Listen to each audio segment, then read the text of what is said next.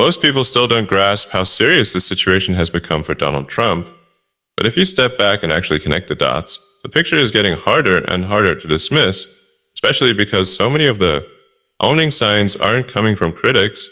They're coming from the people closest to him. Over the past week in particular, attention zeroed in on something that should have been easy to explain away: the repeated appearance of bandages and discoloration on Trump's hand, which viewers noticed didn't look like a one-off injury, but something ongoing. When Trump's spokesperson Caroline Leavitt was asked directly about it, instead of shutting the speculation down with clarity, she said it was because Trump shakes so many hands and meets so many people every day, comparing the Oval Office to Grand Central Station. And she added that Trump takes a daily aspirin, which can cause bruising. But that explanation immediately raised more questions than it answered, because if you actually look at the hand, it doesn't resemble normal bruising from aspirin or handshakes. It looks far more consistent with medical treatment, possibly injections or IFI-related care. What made that moment even more concerning was that when Leavitt was asked about Trump's cognitive tests, something Trump himself has bragged about repeatedly for years, she said she didn't have the details in front of her and would clarify later, which is strange at this level of politics. Because cognitive fitness has become such a sensitive issue that you'd expect airtight answers, not hesitation. Around the same time, Trump's Commerce Secretary Howard Lutnick tried to defend Trump by praising what he framed as incredible stamina, saying Trump sleeps only about 4 hours a night, never stops working, and frequently calls staff late into the evening to go over the day. But instead of making Trump look strong, that comment actually landed like another red flag.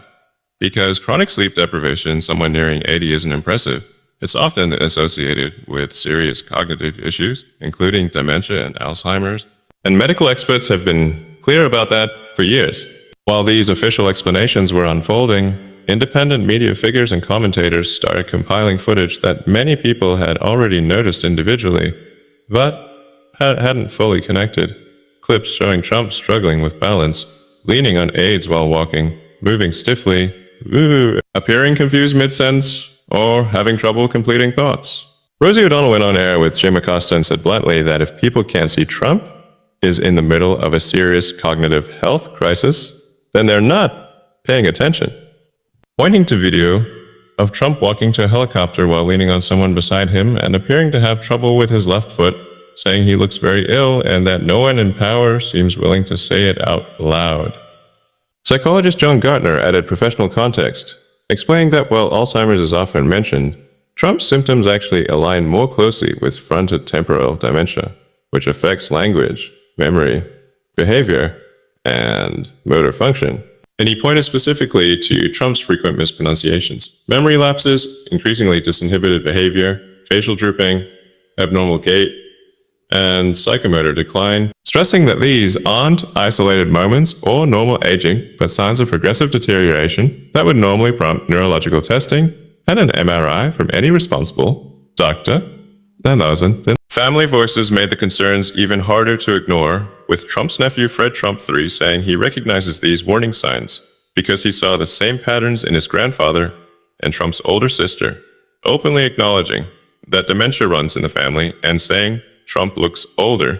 He can't stick to a message and displays behavior that's genuinely concerning, while Mary Trump reinforced that point by saying that worries about Trump's physical and mental health are growing even among Republicans, describing him as a deeply unhealthy 79-year-old man, and reminding people that Trump's father suffered from severe Alzheimer's for many years, adding that Trump now appears increasingly feeble, unfocused, and unable to maintain control the way he once did. Journalists have started connecting these observations to broader political behavior, with Amanda Marcotte speculating that MRI results may have influenced internal GOP decisions on sensitive issues, noting that the White House routinely denies health problems, while also frequently lying and arguing that the public evidence of Trump's decline is becoming impossible to ignore. There have also been moments that are difficult to dismiss as simple mistakes, like Trump accidentally promoting or reposting content calling for his own removal from office, suggesting he may no longer be reliably distinguishing between allies and enemies, or between propaganda and reality.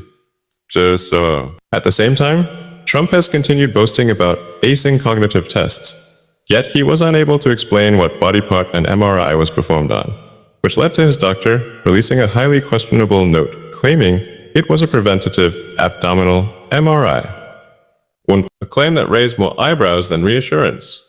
Medical experts, including Dr. Gupta, have pointed out that repeatedly taking the Montreal Cognitive Assessment isn't normal medical practice, that no neurologist recommends frequent retesting like that, and that bragging about passing it over and over again isn't a flex.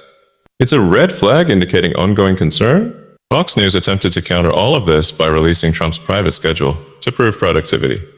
But critics quickly noted that the schedule actually reinforced the narrative of decline, showing late starts, limited activity windows, long breaks, and doing little to explain why Trump often appears confused, falls asleep during meetings, struggles to walk in a straight line, and shows visible physical deterioration. A video compiled by the Midas Touch Network brought all of these elements together, highlighting slurred speech, incoherent ideas, difficulty finishing sentences, impaired motor function, and deteriorating balance, all consistent with frontotemporal dementia, and emphasized that the condition is degenerative and irreversible, arguing that someone exhibiting these symptoms should not hold positions of authority. What makes this moment different from past cycles of speculation is that it's no longer driven solely by opponents or critics. It's being fueled, sometimes inadvertently, by Trump's own aides, allies, family members, and even supportive media attempts that backfire. And when narratives like this start to spread without being aggressively shut down at the highest levels, it usually signals that something behind the scenes is already shifting. This isn't about one bad clip or one rough week. It's about a pattern that keeps reinforcing itself, and the longer it continues, the harder it becomes to dismiss. The real question now isn't whether people are noticing, because they clearly are, but how long this can be managed, how long explanations can be stretched, and what happens when the next moment crosses the line from concerning to undeniable. Because once that happens, the entire political landscape changes, and there's no spinning it back.